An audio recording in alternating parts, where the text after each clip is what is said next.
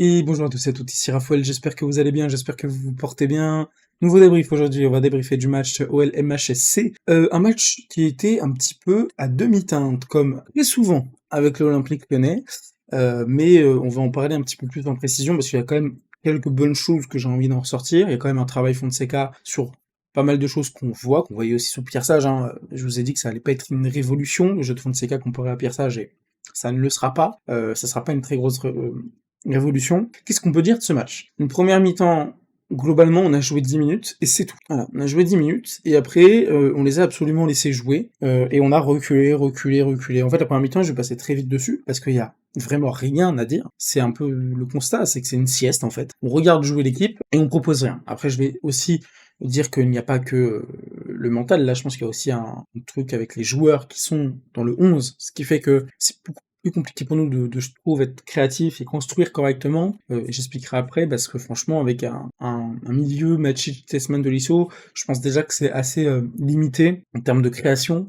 Noama, je trouve que c'est très limité en termes de QI football, donc j'expliquerai ça après. Ensuite, une seconde mi-temps que j'ai trouvé beaucoup plus euh, intéressante, beaucoup plus rythmée, pas non plus énormément en plus, hein, mais il y avait des meilleures intentions, et puis bah, on voyait qu'en fait, quand on mettait un tout petit peu de rythme, bah, cette équipe de Montpellier, elle était un peu perdue. Donc dès qu'on a mis vraiment de la volonté, bah, c'était terminé. Dès qu'on a mis un peu de technicité, un petit peu je dirais même pas de folie, parce qu'on n'a pas fait des choses folles, on a juste vraiment mis du rythme, mis de la vitesse, mis de la percussion dans ce qu'on faisait. Et bah voilà, ça a juste suffi en fait. Voilà, donc on a mis les 2 buts, ensuite bon, Montpellier a un petit peu joué comme on peut le voir au graphique, mais ils ont pas proposé grand chose, hein. Moi je retiendrai un bel arrêt de Lucas Perry avant qu'on mette le but.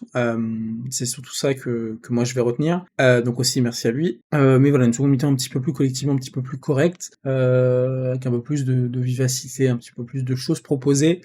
On a toujours ce même problème, hein, que ce soit sur Pierre Sage, Laurent Blanc, qui vous voulez, de ces matchs à demi-teinte, de ces moments où il y a vraiment la concentration qui va pêcher. Donc c'est très compliqué aujourd'hui de mettre des mots sur les mots MAX, parce que c'est vraiment, je trouve, je pense pas que de la suffisance, en fait, je trouve que c'est plus complexe que ça, et que c'est souvent pour des raisons qui sont pas forcément les mêmes, donc c'est un peu complexe. Je vais aller individualité par individualité, après on va parler un petit peu de la composition. Georges Mikotadze que j'ai trouvé fantomatique, je pense que ça peut se dire. Voilà, Fonseca a dit qu'il voulait le voir un peu plus, en tout cas plus proche de la surface, en tout cas qu'il soit, même s'il veut participer au jeu, ce qui est c'est des bonnes intentions, hein. Comme on dit, l'enfer est pavé de bonnes intentions. Pareil, hein, il est mauvais, mais c'est rempli de bonnes intentions, donc je pense qu'il lui a demandé de jouer, comme on l'a pu le voir, un peu plus haut, et aussi empêcher parfois, je l'ai vu bien se placer parfois, ce qu'il ne faisait pas avant, se placer un peu plus en arrière pour éviter par exemple des relances derrière et que ça reparte devant. Donc un petit peu sur ça un peu plus intéressant, mais assez invisible, et je trouve qu'il est pas assez servi aussi, hein. Cherki à un moment qui peut lui donner un ballon. Je trouve quand même qu'il y a quand même un délit de sale gueule avec Georges Mikotadze, avec certains joueurs qui franchement ne lui rendent pas service. Mais je trouve quand même qu'il a toujours pas trouvé sa manière de faire chez nous. Je pense qu'il a vraiment pas trouvé le fonctionnement avec ses coéquipiers encore. Ça peut prendre du temps, on le sait, dans le foot, mais aujourd'hui, on n'a pas forcément le temps, et on a deux buteurs aujourd'hui qui ont pas le niveau pour des choses un petit peu similaires en plus. Donc c'est vrai que les deux, en fait, reviennent assez bas, les deux veulent participer au jeu, mais du coup ne sont pas assez présents dans la surface. Il y a un vrai manque de finition de la part de Lacazette, même si aujourd'hui il y a eu une très belle finition sur une très belle passe d'Abner, d'ailleurs on y reviendra. Mais dans la globalité, on a quand même deux buteurs qui n'y arrivent pas. Donc c'est un peu compliqué, mais aujourd'hui les deux ont marqué, donc peut-être que ça signifiait quelque chose, je ne sais pas, j'évite de faire des plans sur la comète. Ensuite, je vais parler de Noama, même si il a une bonne note parce qu'il marque un but, et en plus c'est sa spécialité, hein, revenir à l'intérieur, marquer. Ça, il le fait très très souvent. Honnêtement, je trouve que ce joueur est trop limité. J'espère qu'il sera vendu cet été. Il est utile là à l'instant T parce qu'on n'a rien d'autre vraiment de qualitatif à part Fofana.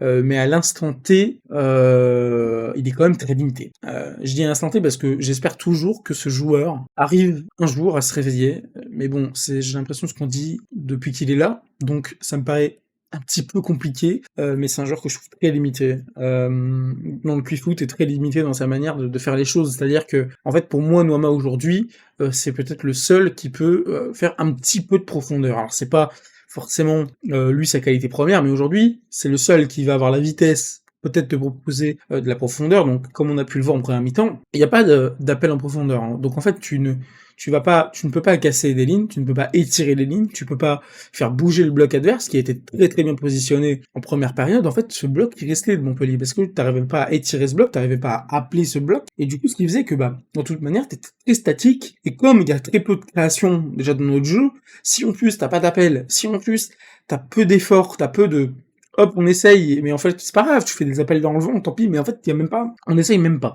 Donc, voilà, non, moi, je trouve très limité aujourd'hui, je suis désolé, mais bon, c'est vrai que, bon, quand tu compares à l'instant T, c'est vrai que c'est compliqué les deux, donc, le mettre, c'est pas non plus une honte. Ensuite, Ryan Cherki, que j'ai trouvé, correct, ouais, parce qu'en fait, je me rends compte quand je parle de lui, je suis peut-être trop méchant, parce que j'attends beaucoup, beaucoup de lui. Je le trouve correct, parce que je trouve quand même qu'il fait des passes magnifiques. Sur la première passe D est vraiment belle. Il est toujours dans les passes, en ce moment, je trouve, dans les passes, on va dire, dans les passes clés ou les passes D, très juste. Mais je parle bien des passes clés et D. Je trouve qu'il arrive à trouver des choses que peu de gens arrivent à trouver, même la passe un petit peu lobée sur Tolisso, là.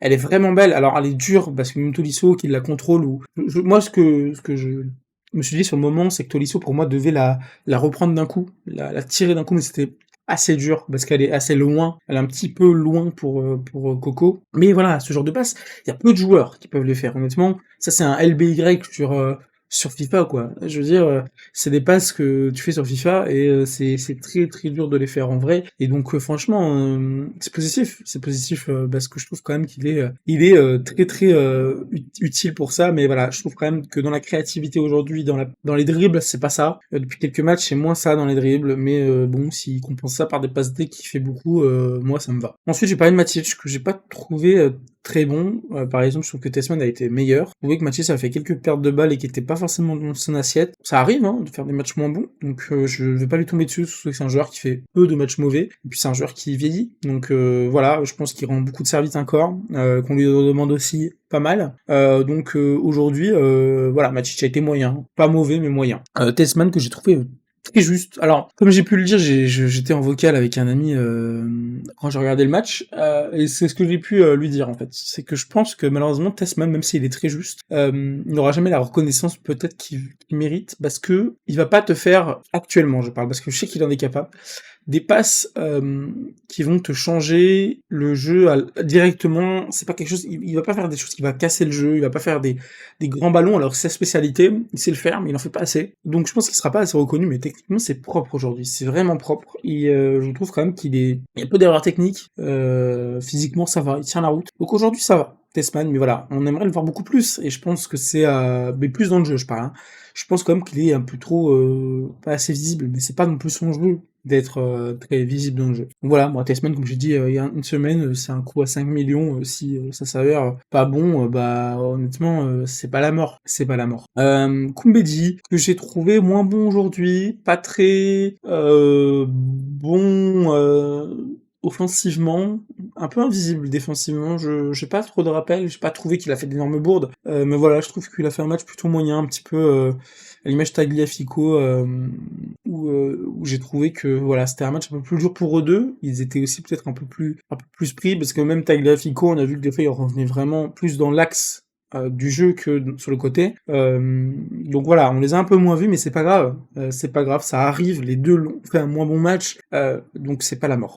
C'est pas la mort parce qu'on gagne, mais aujourd'hui ils étaient bien pris, ça avait l'air compliqué. Je vais pas tomber sur eux deux, ni voilà, par exemple sur Matic, parce que c'est des joueurs qui sont dans 95% du temps sur le dernier mois, ou même si on enlève Koumbedi sur du long terme, très souvent juste, et ils sont souvent, voilà, c'est la continuité en fait, ils arrivent à être performants sur chaque match, et donc c'est plutôt satisfaisant, donc je tomberai pas beaucoup dessus.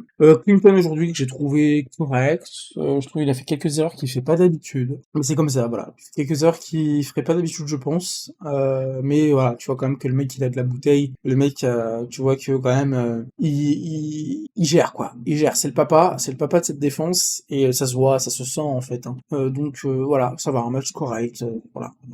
Une moins. Niakate que j'ai trouvé moyen, parfois vraiment à l'ouest, sur certaines actions. Sur le but par exemple, le mec marche, mais pas son pied. Bon.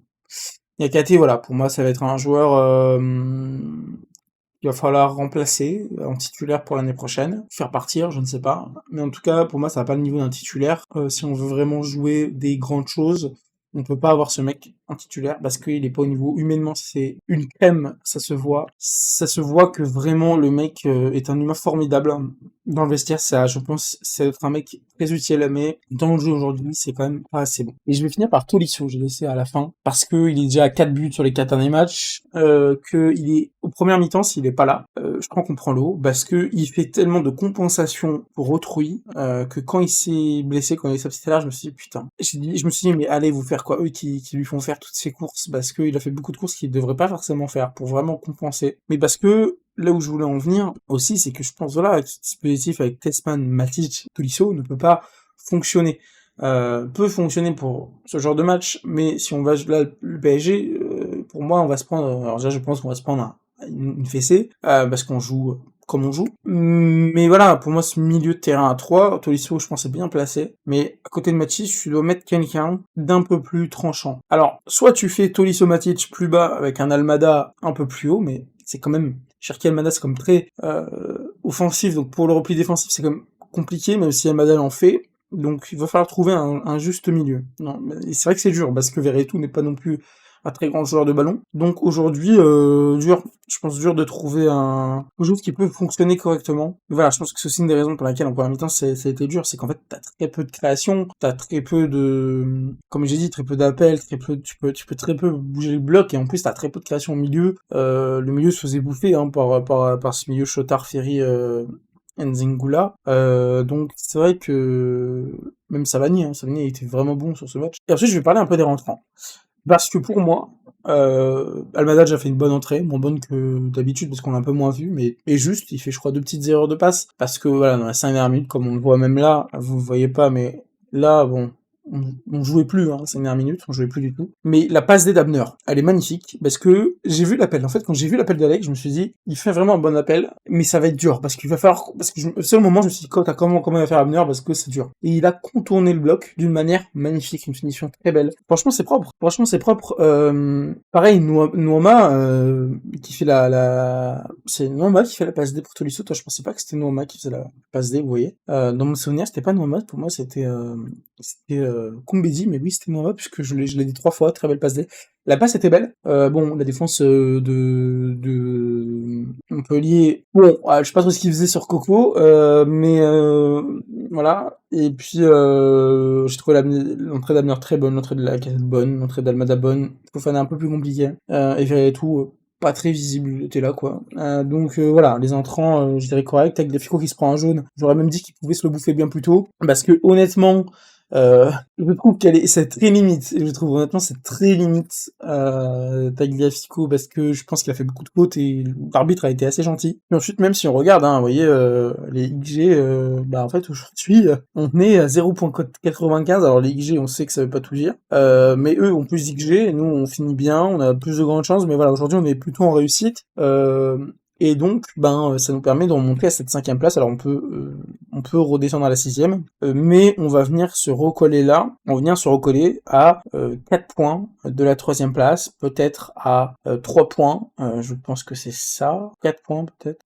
J'arrive pas à calculer, oui. Ça doit être 4 points, du coup, de Nice. Donc voilà, aujourd'hui, on peut être quand même content parce qu'on est toujours là dans ces places. Moi, j'ai dit, hein, je pense qu'on finit pour moi, 6. Moi, on finit souvent entre 5 et 7. Aujourd'hui, je ne vois pas pouvoir jouer vraiment plus haut de ces équipes-là. Peut-être Monaco qui en ce moment va vraiment moins bien. Même s'ils gagnent, je trouve que Monaco joue vraiment moins. Alors après, ils ont claqué Monaco, Nantes, mais Nantes, ça joue pas du tout. Nantes, c'est très dur. Et Anthony Lopez, il a coûté 2-3 buts à Nantes. Hein. Donc c'est un peu dur. Ils ont pas vu le jour. Hein, donc bon, c'est compliqué. Donc c'est complexe. Ils ont pas vu le jour. Mais aujourd'hui, je pense qu'on peut quand même faire quelque chose dans cette ligue.